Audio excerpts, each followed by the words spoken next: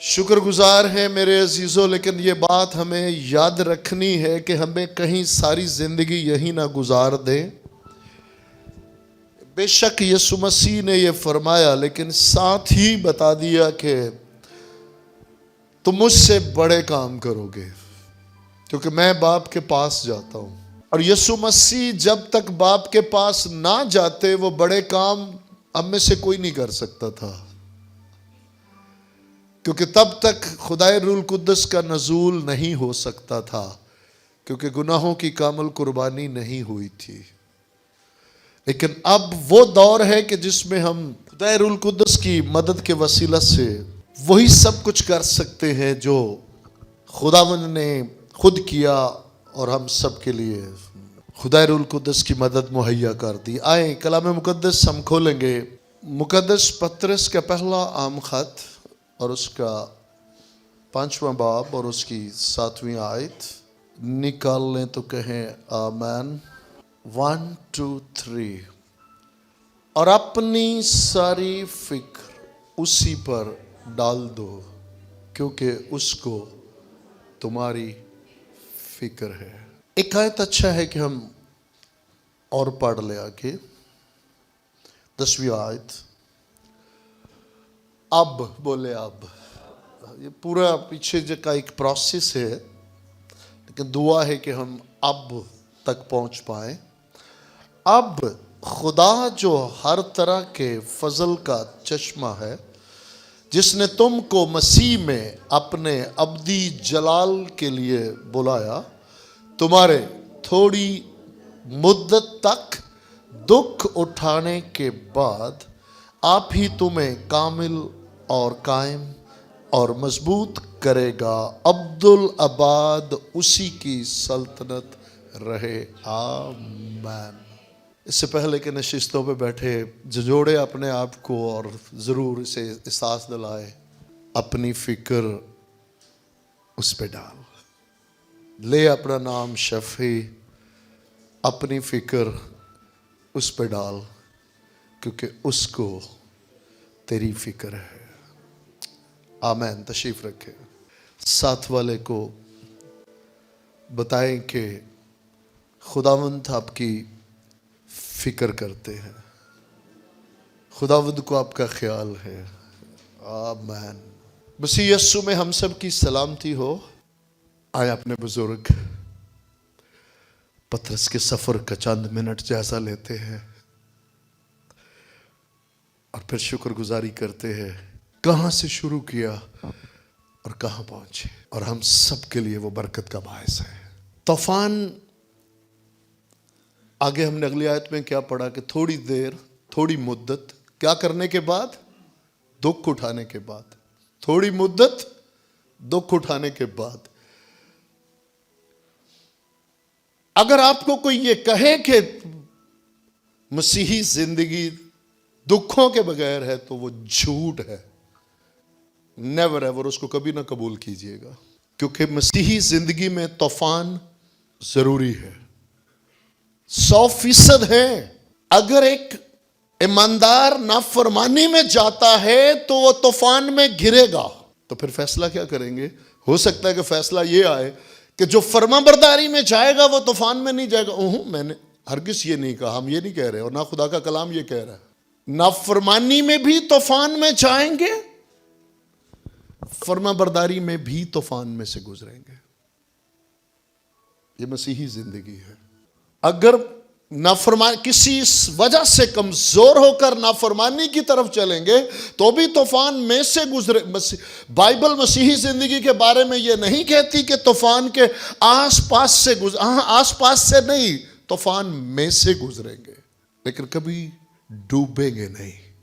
یہ اس کا وعدہ ہے کہ کبھی ڈوبنے نہیں دے گا، لیکن گزریں گے ضرور۔ نافرمانی کسی سے ہوگی تو خداوند اسے طوفان میں سے، کیوں؟ تاکہ اس کی کریکشن ہو، تاکہ اس کی ڈسپلن ہو، تاکہ وہ واپس راہ راست پر آئے۔ اور فرما برداری میں طوفان کیوں آئیں گے؟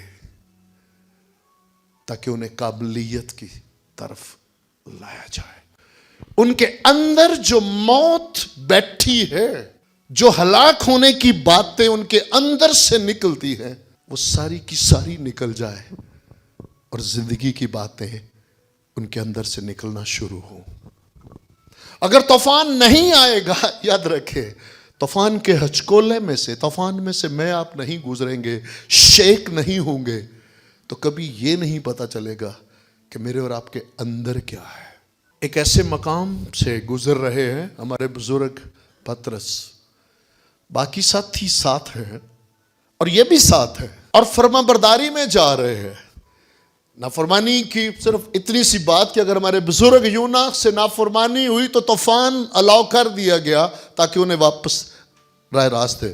لیکن جس طوفان کی ابھی ہم بات کر رہے ہیں، یہ طوفان فرما برداری میں جا رہے ہیں۔ خداوند نے کہا آؤ پار چلیں، خداوند نے خود ان سے فرمایا آؤ پار چلیں، اور جدھر کی خداوند نے ڈائریکشن دی ادھر وہ چل پڑے۔ لیکن راستے میں طوفان آ گیا اور خداوند گدی پہ سر رکھ کے سو رہے ہیں۔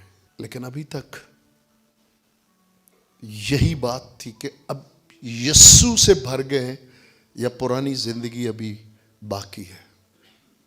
زندگی اندر سے نکلتی ہے، جب مشکل حالات آتے ہیں، جب طوفان آتا ہے تو اندر سے زندگی کی بات نکلتی ہے یا ہلاک ہونے کی۔ اس طوفان نے ظاہر کر دیا، کیونکہ جیسے طوفان آیا تو سارے شاگردوں نے بما ہمارے بزرگ پطرس یسوع سے کیا کہا؟ استاد، کیا تجھے ہماری، اگلا لفظ کیا ہے؟ فکر نہیں ہے۔ وہاں پہ ان کے اندر کیا ہے کہ خداوند کو ہماری فکر نہیں ہے۔ اور یاد رکھے کہ ابلیس کا بہت بڑا ہتھ کنڈا ہے کہ خداوند کو آپ کی فکر نہیں ہے۔ اور اس وقت ہمارے بزرگ پطرس بھی اس مقام پہ نہیں جہاں آج وہ میرے اور مجھے اور آپ سے بھی مخاطب ہے۔ اس وقت خود بھی وہ، خداوند آپ کو ہماری فکر نہیں ہے، اور ہم، اگلا حصہ کیا ہے؟ ہم ہلاک، اندر سے کیا طوفان نے ہلاک ثابت کر دیا، ظاہر کر دیا کہ اندر کیا ہے۔ یسوع کے ساتھ زندگی گزارتے ہوئے اختیار پایا، وہ قدرت پائی، بدروہوں کو نکالا، لنگڑوں کو چلایا، لیکن ابھی اندر ٹرانسفارمیشن، اندر کی جو تبدیلی ہے وہ ابھی نہیں ہوئی، اور وہ روح القدس کے ساتھ ہوگی، وہ نئی پیدائش کے ساتھ ہوگی، وہ نئی پیدائش پائے بغیر نہیں ہوگی۔ لیکن چپے چپے پہ ہمیں اپنے آپ کو یاد دلانا ہے، ہم خدا کے خادم ہوتے ہوئے اپنے آپ کو یاد دلانا بہت ضروری ہے کہ ہم اس دور میں نہیں ہیں کہ ہم انتظار کریں کہ ایک دن آئے گا کہ نئی پیدائش ملے گی۔ ہمیں اپنے آپ کو ہلانا، جھنجھوڑنا ہے کہ ہم پہ یہ رحم ہوا کہ ہم نئی پیدائش پانے کے دور میں پیدا ہوئے۔ ہم جسمانی طور پر بھی اس دور میں پیدا ہوئے ہیں جب نئی پیدائش، وہ بخشش عام ہے۔ جس گھڑی، جس لمحے کوئی یسوع مسیح کے کفارے جی اٹھنے پر ایمان لائے گا، اسی گھڑی وہ نجات پائے گا، نئی پیدائش پائے گا۔ اور اپنے آپ کو جھنجھوڑنا ہے کہ اگر میں نے نئی پیدائش پائی ہے تو پھر میرے اندر سے یہ ہلاکت کی باتیں کیوں نکلتی ہیں؟ میرے اندر سے یہ نیگیٹیوٹی کی باتیں کیوں نکلتی ہے؟ میرے اندر سے یہ فکر پہ فکر کیوں ہے نکلتی ہے؟ لیکن شکر گزار ہے، بیچ بیچ میں سے صرف چیدہ دو چار باتیں بھی اگر آپ پکڑیں گے تو زندگی روز بروز آسان ہوتی چلی جائے گی۔ یہ ان کے سفر کا ایک آغاز ہے، اور پھر ایک وقت آتا ہے کہ خداوند فرماتے ہیں، اگرچہ خداوند نے نام ہمارے بزرگ شمعون کا نام پطرس رکھا، لیکن ابھی ان کی حالت سے وہ بخوبی واقف ہے۔ اور جانتے ہیں کہ ابھی کہاں کھڑے ہیں یہ، اور صلیب کا سفر سٹارٹ کرنے سے بیشتر ان سے بات کرتے ہیں، شمعون شمعون، شیطان نے تم لوگوں کو مانگ لیا ہے تاکہ کیا کرے، گیہوں کی طرح پھٹکے۔ یاد رکھیے گا، ابلیس کی کوئی مجال نہیں کہ وہ کسی پہ ہاتھ ڈالے۔ ہمارے بزرگ آدم نے اپنا آپ دیا، اس سبب سے بنی آدم میں سے بتھیرے ہیں جنہوں نے اپنا آپ دیا، لیکن خداوند کا کلام ہمیں بار بار الرٹ کرتا ہے کہ ابلیس کو موقع نہ دو۔ ہم ایماندار اگر کبھی ابلیس کو موقع نہ دے تو اس کی کوئی مجال نہیں۔ ہاں، جب ہماری کریکشن کی، ہماری کاملیت کی، جب ہماری دعا ہوگی، ہم کامل ہونا چاہیں گے، ہم آگے بڑھنا چاہیں گے، پھر خداوند الاؤ کریں گے۔ لیکن یہاں بڑی خوبصورت بات ہے، ہم کلوزنگ کی طرف ہے، سنیے گا، ساتھ رہیے گا۔ تم لوگوں کو مانگ لیا، لیکن خداوند بالخصوص ہمارے بزرگ پطرس سے مخاطب ہو کر کہتے ہیں، میں نے تیرے لیے دعا کی ہے، میں نے تیرے لیے دعا کی ہے۔ یہ آج جو ہم دعا اور شفا کی اس عبادت کی بات کرتے ہیں، ہمارے خداوند یسوع مسیح، یاد رکھیے گا، ہمارے سردار کاہن بھی ہیں، ہمارے منجی خداوند بھی ہیں، وہ ہمارے بڑے بھائی بھی ہیں، وہ بھائیوں میں پہلے اٹھے ہیں۔